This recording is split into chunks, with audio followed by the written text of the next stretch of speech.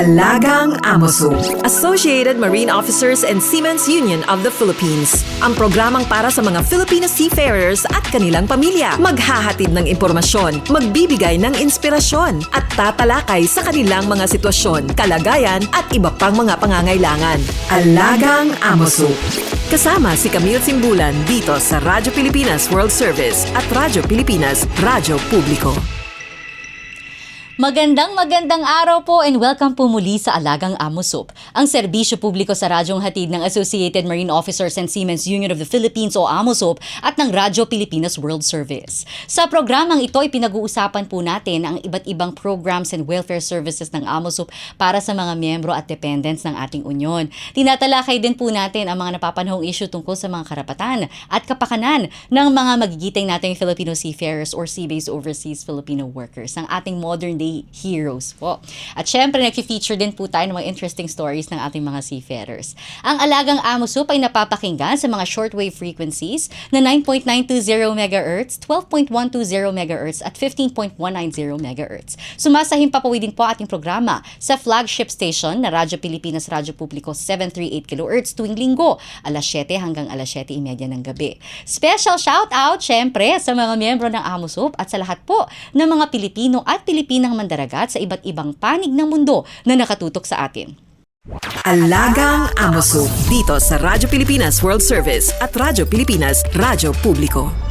Ayan, binabalikan po natin ang theme ng ating episode last week dito sa Alagang Amoso. Ang espesyal na episode na pagdiriwang po ng International Friendship Day. Ayan, ang episode po natin na #FriendshipGoals, kwentuhan, vlogging at buhay seafarer. Makakasama po muli natin ang 4 na young seafarer vloggers na magbabahagi po muli ng kanilang mga kwento ng pagkakaibigan, mga karanasan bilang content creators at inspirasyong hatid ng kanilang samahan sa loob at sa labas ng pagbabarko. Ayan, nandito po si Third Officer Josh Villanueva o mas kilala bilang Josh Knows Best. Mula sa pagiging ratings, mula sa pagiging opisyal ng barko, naging inspirasyon siya sa marami sa pamamagitan ng kanyang mga content na nagpapakita ng tunay na buhay ng isang seafarer na may halong katatawanan, realidad at mahahalagang aral sa buhay. Kasama rin po natin muli si Third Officer Robert John Landero o Robbie Boy. Bukod sa pagiging seafarer, siya ay country manager ng The Hood platform. Kilala siya sa kanyang educational at inspirational content, gayon din sa kanyang matatag na advokasya para sa kapakanan ng mga seafarers at sa karapatan ng mga maritime cadets. Andito rin po muli si Second Officer Arvin Carl Cruz na mas kilala bilang Jacko, ang batang opisyal. Paano yun pag 50 ka na batang opisyal? Jacko, ang batang opisyal. Sa pamamagitan ng kanyang mga educational videos at family vlogs, ibinabahagi niya ang kanyang mga karanasan at mahahalagang aral bilang isang seafarer habang ipinapakita rin ang kahalagahan ng pamilya sa kabila ng paglalayag. At syempre, kasama natin muli si Third Officer Ivan Guzman o Morenong Marino. Isa rin siyang kilalang content creator na gumagawa ng educational at inspirational content para sa mga seafarers at maritime cadets. Aktibo rin siyang sumusuporta sa mga inisyatibong nagtataguyod ng kapakanan ng mga marino at ng susunod na henerasyon ng mga profesional sa industriya. Again, welcome back to Alagang Amoso. #FriendshipGoals. Ayan. So last week, nagtapos yung episode natin talking about yung creativity na na-observe natin sa mga young generation of seafarers gaya nyo. On how you manage to really find opportunities pagbaba nyo, pag-disembark nyo ng barko dito sa lupa. And sabi nga ni Josh, tsaka ni Robbie Boy, talagang ang daming opportunities sa content creation. And yung growth ninyo together as young content creators was made possible by your collaboration, your generosity towards each other, di ba? Sharing resources, sharing mga valuable advice to each other on how to improve your content, your craft, no? And narinig natin yung mga thoughts, insights ni Josh and ni Robbie last week. Ngayon naman, tanungin natin si ba't ganun yung smile? Si Arvin tsaka si Ivan. Kayo naman. So, paano namulat yung kamalayan niya? So, yung kamalayan nyo na, I can explore other ventures here ashore, no? Pagbaba ng barko. Go ahead, Arvin. Again, sa mga hindi nakapanood ng part 1, may pera po talaga sa content creation. Kaya po nandito kami talaga ngayon. Kasi po nung dati po, nung pag bumababa po ako ng barko, wala po talaga akong extra income. As in, pag naubos na po yung ipon ko sa sahod ko sa barko, sampa na po ulit or hahanap na po ng lineup kasi po, dinanig. Kasi po, mabilis lang po maubos yung pera. Usually, 2 to 3 months, wala na po kaming pera pag nakabakasyon kami. Pero ngayon po, ngayon, magsi 6 months na po ako, kinakaya po dahil sa pagka-content creation ko. Tuloy-tuloy lang yung Tuloy-tuloy lang po. algorithm. Opo. Aha. Hindi po talaga katulad dati as in wala. Kaya sa mga nangangarap maging content creator, simulan nyo na ngayon. Kasi sa unang taon or pangalawa, pangatlo, wala po talaga kayong kikitain. As in, hahanapin nyo po yung niche nyo, then doon na po lahat magsisimula. Yan lang po. Pwede pala tayo magpa-workshop, vlogging workshop Yung for meron- seafarers. Pero meron po talaga yung mga ganyan po. Diba? Ikaw naman, Ivan. Ako naman, it really started out with my passion talaga towards creating content, making people happy. Kasi although hindi ako nag-start talaga as educational content creator, nag-start ako sa mga hugot videos dati, nung mga, kasi pasikat talaga ako eh. Oo, sobrang pasikat ko talaga dati. Na to the point na may mga nagva-viral akong videos dati na puro hugot lang, ganon. Because it's really what my heart speaks during that time. Pero nung nagsimula akong magseryoso na talaga sa hinanap ko na talaga yung niche ko, which is yung life ko nga and journey ko as a seafarer and sharing those things na natutunan ko sa barko, doon ako medyo nag-start na makatanggap na ng mga offers from brands, yung mga malalaking brands, big brands, and nagulat ako na, ganito pala ka pwede mong kitain sa pagko-content. Pero gusto ko lang din i-highlight, daw naririnig natin sa kanila na may makukuha ka kang pera or you will earn. Pero gusto ko rin i-reiterate kung gaano rin kahirap yung trabaho or yung job mo as a content creator. Kasi hindi sa lahat ng panahon may maiisip yung utak mong content As someone na working in a maritime industry na nauubos din yung scope ng knowledge na pwede naming i-share, ganon. And ayun, although mahirap siya, and sa mga nag-iisip na sobrang yaman mo na agad as a content creator, no. I hate to break it to you na kapag content creator ka, yes, malaki yung kikitain mo, but how about your bills? How about those things? Ako as a hindi ko naman may tuturing yung sarili ko na breadwinner, but ako yung nagpapaaral ngayon sa sister ko. And that was possible because right now, kahit wala ako sa barko, kahit hindi ako nagtatrabaho sa barko, I have my means with working with brands. Parang na-realize ko lang na napakalaking tulong pala talaga ng mga brands and as a content creator. Pero wag lang sila mag-expect na kapag magsimula kayo mag-content creator, ano na agad, milyonaryo na agad kayo. Dadaan muna kayo sa walang manonood ng mga videos nyo, walang papansin sa inyo. But consistency is the key. Yun lang. In your commitment, really. Yeah. And of course, yung intention also. Kasi, syempre, as content creators, you also have the responsibility, no? To, syempre, we want to entertain, to inform. Pero syempre, yung nandun pa rin yung respect, diba? Yung, syempre, may mga laws, yung mga sa data privacy and stuff, and yung respect sa industry as a whole, di ba? Hindi yung magko-content ka lang just alam mo yun, na may matatapakan ka, parang nasabi mo na in the previous episode na you really still have to be intentional in the content that you are publishing or you are feeding the audience kasi you're parang nalalagay kayo sa isang standard na people look up to you, hindi ba? Exactly. So does that give you any kind of pressure when you create content na, parang, mapapanood to ng mga tao? Minsan ba napapa-step back kayo, parang napapaisip kayo on the impact of your content to the people that you serve, your audience?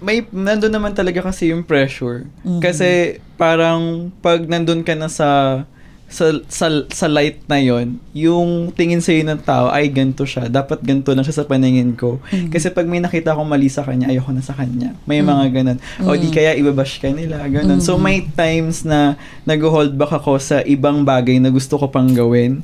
Kasi gusto ko siyang pag-isipan palalo. Gusto kong alamin kung hanggang saan siya aabot, kasi may times na baka may maapektuhan ako, baka may matamaan akong ibang organisasyon, or baka may salungat yung masabi ko about sa kanila. So kailangan well-researched ka about doon, kasi when they question you, you need to have an answer. Yes, Or, oo. Sige, thoughts? Siguro po sa akin- Parang medyo naging seryoso yung vibe natin. chill lang. Meron pa rin naman po pake sa mga audience, pero dumating din po ako sa point na may nag-edit po ako ng mga videos ko or picture post na i-upload ko ba to? Ano bang iisipin nila? Tapos hindi ko na po pinapost. Then one time dumating sa point ko, bakit? Page ba nila to? Ang agat wala naman akong inaapakan tao, wala naman akong minention or para sa akin naman yung post ko, di ba? So, ayun po, pinapost ko na siya ngayon. Hindi po katulad dati na takot din po ako. Dati po kasi nag-start ako sa TikTok lang. Then, ayaw ko po i-post sa Facebook kasi nga, marami po talagang mga Mas judger wide yung, sa Facebook. Kasi sa TikTok po, mga estudyante po yung mga followers namin. Okay. Pero Younger demographic. Opo, naglakas loob na po kami sa Facebook na mag-post na rin po. Ivan. Ako saglit lang. Sige, go. Gusto ko lang i-share, no? Kasi may mga ganong thinking talaga kami. Actually, nung yung pag medyo sensitive yung content na ipopost namin, hindi namin siya agad ipopost. Or controversial. Yes. Diba? Itatanong namin sa isa't magtatanungan isa. po kami. Yes. Itatanungan kami, Consultation. ano nga, kung okay lang to. Okay ba to? Ganyan-ganyan. Yan din yung power ng friendship. na Yes. meron kami. Yes. Oo. Yun nga, kaya nga hindi kayo dapat nagko-compete. Oo. Kailangan nagtutulungan. Tutulungan. Kasi yung perspective ng bawat isa Yeah. mahalaga. Mahalaga talaga. Correct. Kasi hindi ka naman perfect. Correct. Yes. Unang-una, gusto ko lamang i-shout out ang mga basher ko po. Hello po sa inyo. Kaya pala medyo emotional ka kanina. Dito na ako ngayon. Actually, that was gonna be my Dahil sa next inyo? question. Dahil po Anong- sa inyo, mga Oo. basher ko, andito po ako ngayon sa Alagang Amoso. Hindi. Kidding aside po, actually, yung pressure po, hindi talaga mawawala kasi nasa limelight ka eh. But ako, medyo hirap lang ako sa niche ko kasi as an educational content creator, maraming mas matalino kaysa sa'yo. Maraming mas malawak yung experience kumbaga kaysa sa akin. Pero iniisip ko na lang, ano ba yung purpose mo? Bakit ka nag-share? Ba't ka nag-upload? Kasi kung positive naman yung impact nun sa libo-libong tao at isa lang yung taong tingin ay nayayabangan kasi nga nagbibigay ka ng knowledge or nag-share ka ng mga videos, I think mas lamang yung mga taong positive yung nakukuha sa'yo compared dun sa iisang tao na hindi mo naman makita or hindi mo makita yung perspective kung saan siya naiinis or tinitingnan niyang negative yung mga posts mo. So yun lang, dumating sa point na nag-stop ako mag-create ng content dahil kasi nagpahinga talaga ako ng ilang months kasi feeling ko naki-question yung parang credibility ko that time kasi kadete pa lang ako nung nagsimula ako mag-start ng content creation and shout out din po sa mga kapitan na medyo harsh yung mga natanggap ko way back then. Pero hindi ako nagtanim ng galit or criticism. I took it as a positive thing na maybe as a content creator, may mga lapses din naman siguro kami na kailangan namin i-improve. And right now, kaya nga yung friendship namin, napakalaking tulong nun for us to consult each other kung pwede ba to, maganda ba to, or ano kayo sasabihin na nakaka-offend ba. At least collective experience and collective information na kukuha namin sa isa't isa. It's always good to be teachable. Yeah. Diba? Love that energy. Teachable, but meron talaga mga bashers talaga dyan na Hindi talaga maiiwasan, di ba? Kahit anong gusto gawin mo kasi, di ba? Parang meron may talaga, kasi meron iba-iba talaga tayo ng perspective sa Yes. mga bagay-bagay. Pero, you have to take everything as it is and just focus on, the blessings that you have. Yeah.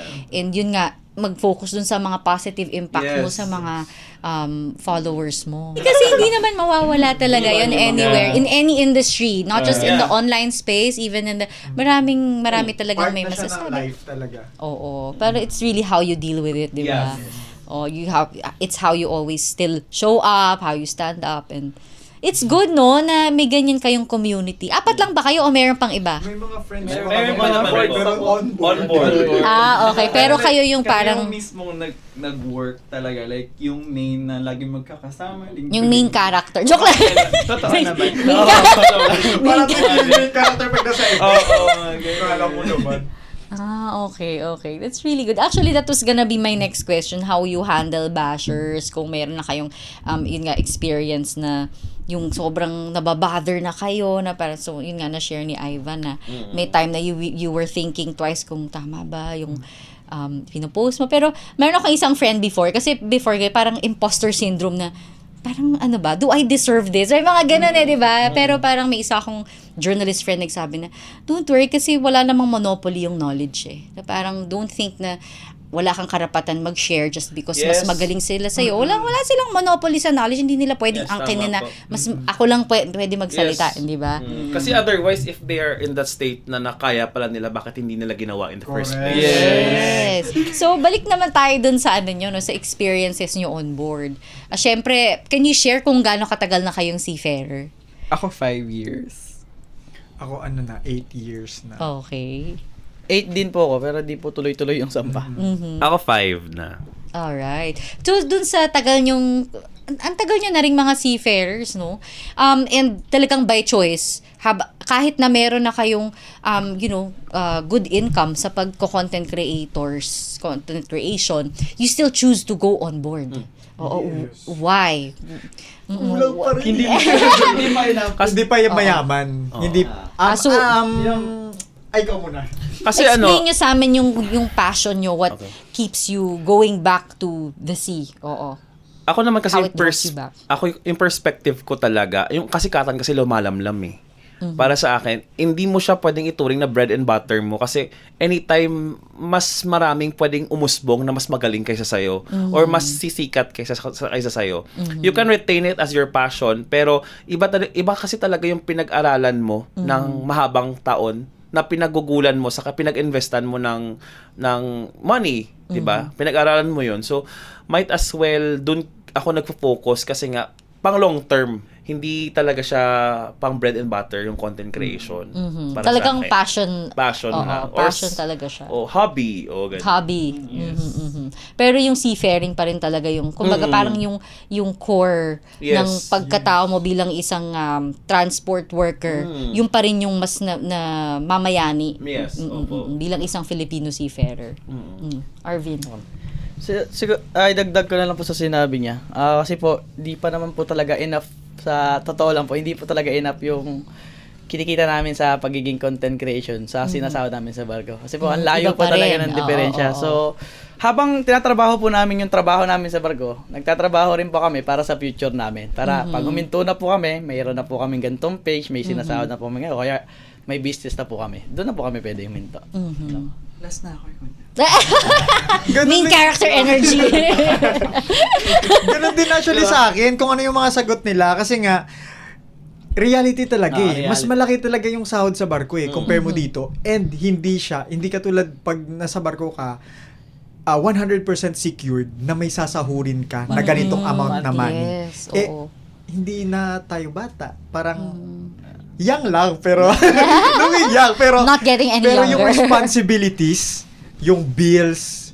So, hindi, parang, syempre, at this young age, nag-i-invest na rin kami sa mga bagay-bagay, di ba? So, kailangan din namin ng ganong ka-big amount na money para ma-reach namin yung gusto namin sa buhay na ayaw naming tumanda sa barko.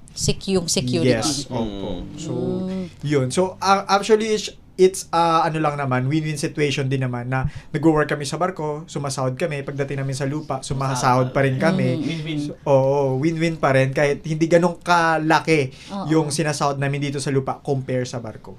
So, tsaka parehong passion nyo, yung pagbabarko at tsaka yung pagko-content creation. Parehong malapit sa heart nyo. Sa akin naman, in a different perspective, I was lucky enough that one of our brands get to offer the same amount of money that I am receiving on board dito sa lupa. So, Oh, wow. that's what keeps me going here na mag-try mag-land base. And di ko naman kino-close yung chapter ko as a seafarer, pero there's just this realization that what you believe in your 20s might not be your reality in the next years. Seafaring is diverse. Someone might affect your mental health. Someone might ditch you from work. May mga pangyayari na pwedeng matrauma ka. And yung passion mo minsan, yun yung nagbibigay sa'yo ng hope na maghanap ng ibang calling.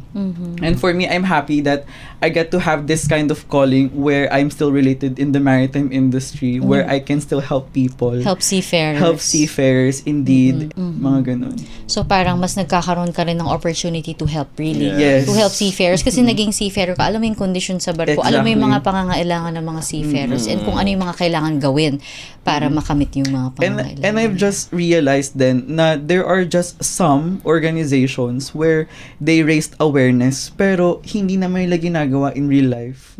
It doesn't translate Exactly. to... Like, let's say for example, there are To the some changes. companies Huwag who... mag-name drop ha. Wala naman. Yes, exactly. Like for example, from my experience, merong nagpo-promote ng mental health awareness and something, but pag nandun ka na sa part na apektuhan ka na at nangingi ka ng tulong, wala sila. Walang ma-provide. Wala ka nang makuhaan ng tulong. So, asan yung awareness na yun? You know, seafaring open doors of opportunities for you, and now you're making the most out of it and really expanding your horizon more. Yeah. Exactly. Not just for yourself, but for the people that you love, the people that matter to you, your families and your friends, and you get to share that, you know, your experiences, your growth with each other, and that's really something that's very precious. Totoo. Kasi parang maraming mga gusto mag-explore sa maritime industry, pangarap na maging opisyal gaya nyo. No? So, ano na lang yung message nyo sa kanila, sa mga aspiring seafarers? Sa, you know, anong masasabi nyo tungkol sa, you know, opportunities na meron sa maritime industry?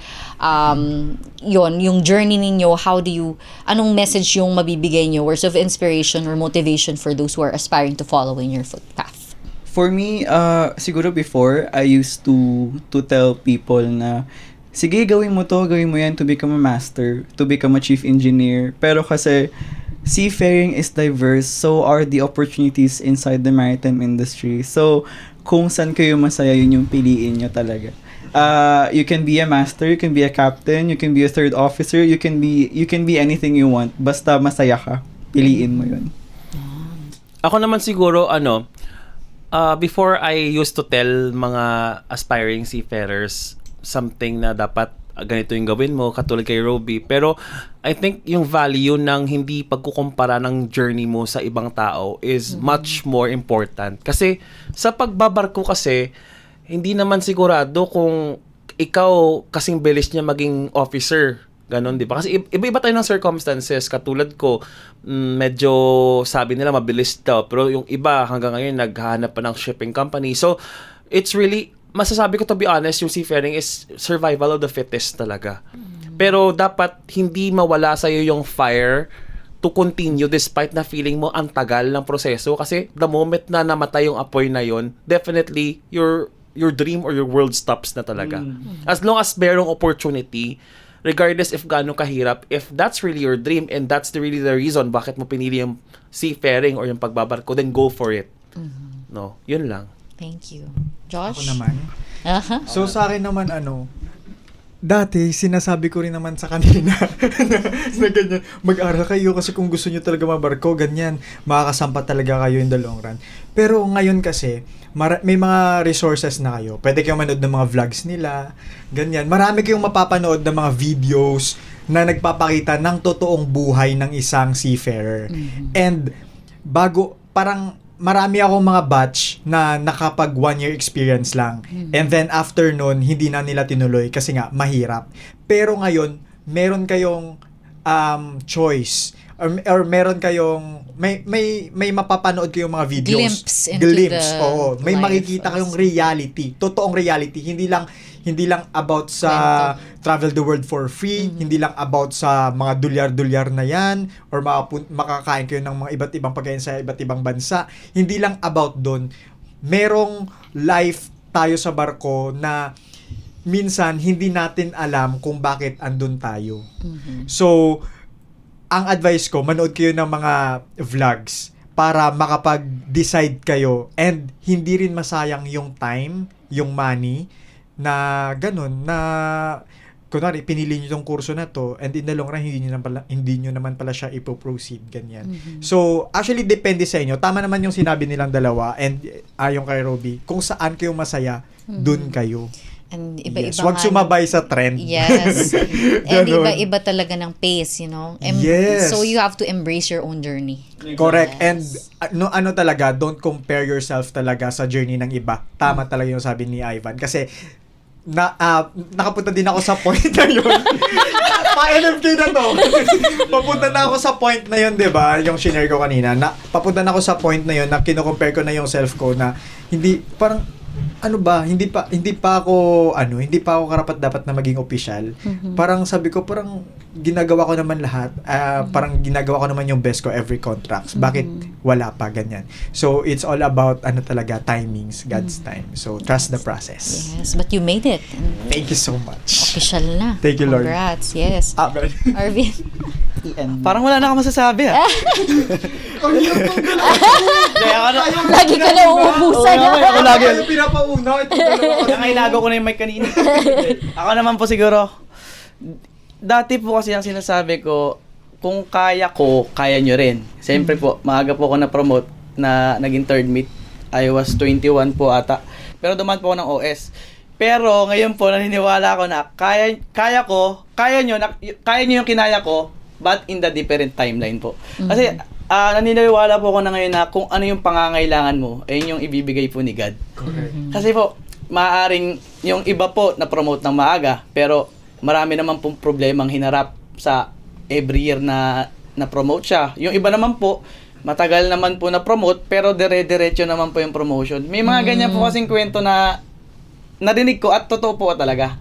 Na at the age of 30, doon pa lang po sila naging third mate, tas 36, kapitan na po sila. Tas yung iba naman po, 21 na promote, tas naging second mate na lang sila o chief mate. So iba-iba po talaga ng timeline. So doon po talaga ako naniniwala. Pero ang kailangan naman po talaga nilang gawin is mag-aral na mag-aral. Panoorin po, sabi nga po ni Josh na kung hindi po kayo matuto sa mga professor nyo, yun po kasi yung mga kino-comment sa amin sa minsan po kasi hindi po nila maintindihan.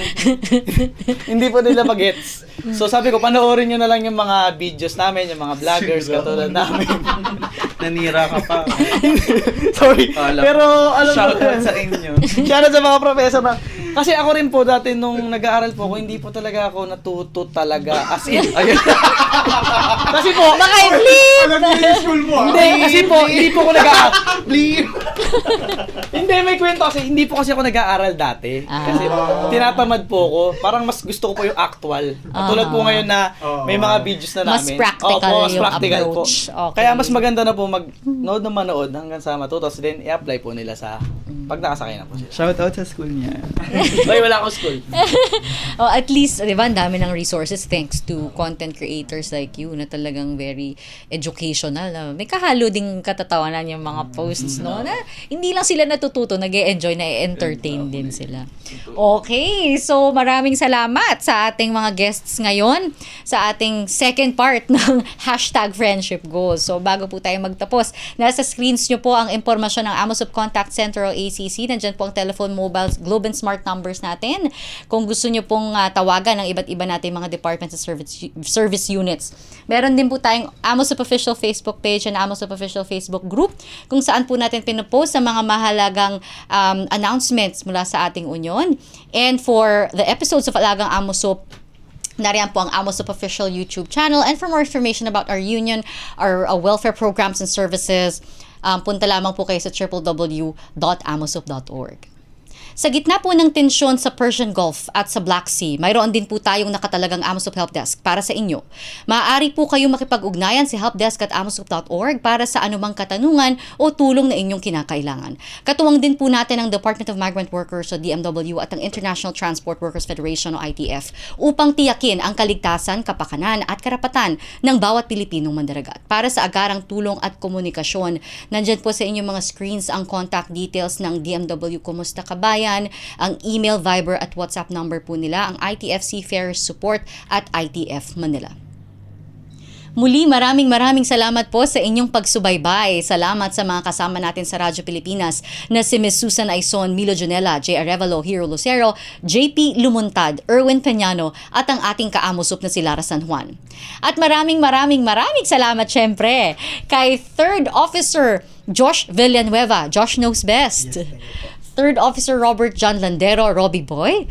Second Officer Arvin Carl Cruz, Jaco, ang batang opisyal. At Third Officer Ivan Guzman, Moreno Marino, sa pagbabahagi ng inyong journey bilang mga seafarers at vloggers.